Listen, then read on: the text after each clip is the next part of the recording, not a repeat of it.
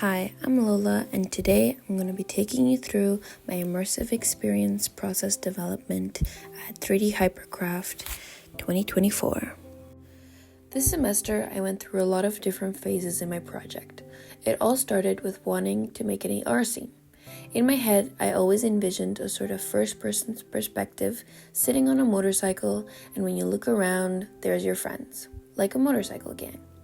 When I realized my AR tests weren't working super well, I knew I had to think of something that would give the same effect. I then imagined a first-person point of view video where the camera moves like it's someone's head, back and forth between the scene, the friends, around the room, and the motorcycles that they are on. After talking to Fernanda and getting encouraged a bit to try AR again, I went into it with some fresh eyes. What I really needed to work on was the environment. I did not like that while I could sit on my motorcycle, I could see my living room furniture. It completely took away from that exhilarating feeling that I was looking for because it was such a static scene, and I was in my living room.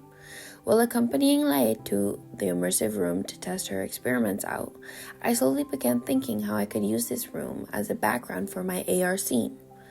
So about 2 weeks before the final assessments, while trying to find ways to project the moving images on the wall of the immersive room, I stumbled upon 360 videos. I thought I could record with 5 cameras, the fronts, the sides, the back, and the floor, and project this on the walls and the floor of the immersive room. But after working with it and setting up the cameras, I slowly found the idea of actually making my own 360 video way more interesting.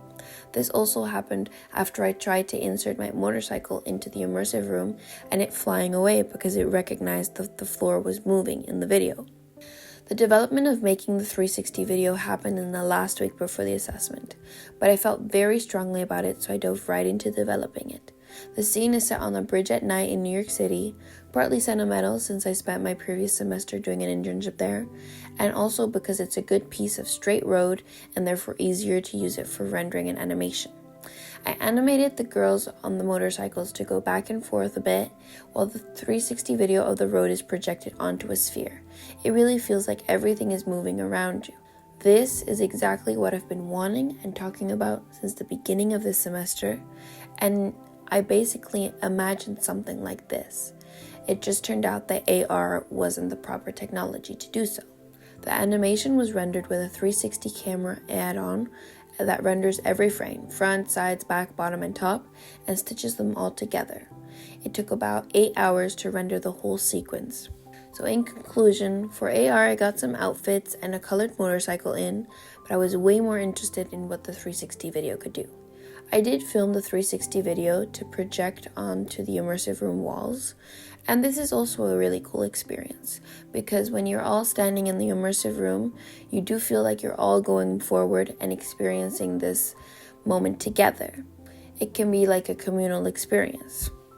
And the YouTube version is more for the individual and can also be played anywhere in the world as long as you have the YouTube app.